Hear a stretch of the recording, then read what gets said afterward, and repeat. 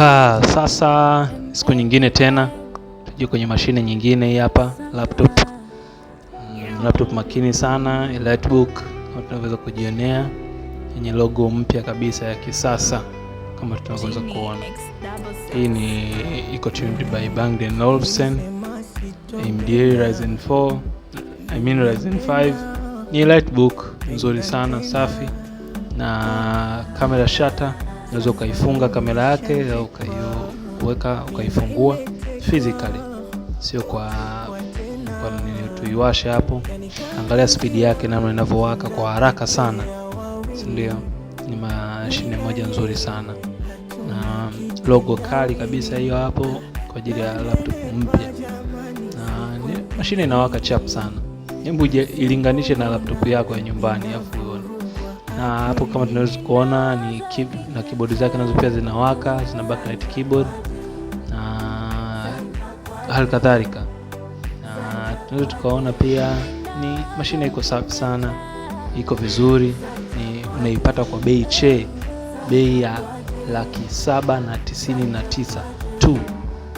Mashine ina AMD kama tunaweza kuona, ni notebook 845 G7, ni iko fully activated Windows 11 kama tunaweza kuiona, ni nzuri sana.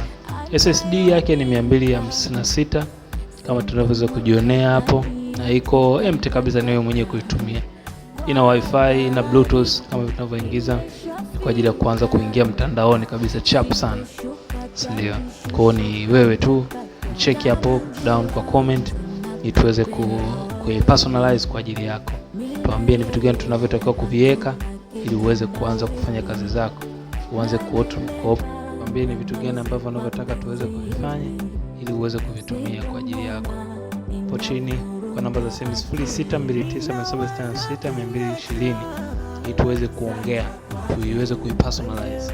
Mashine iko chap sana, unaona graphics card zake, unaweza ukaona mwenyewe RAM yake hapo, RAM 8GB, 8GB, iko fast.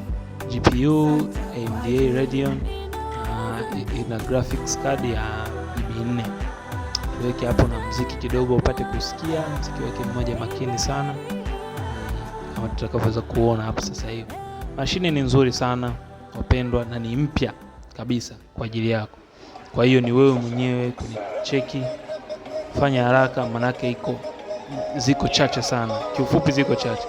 Ndio, na last time zilikuwepo kwa kweli ziliisha mapema sana.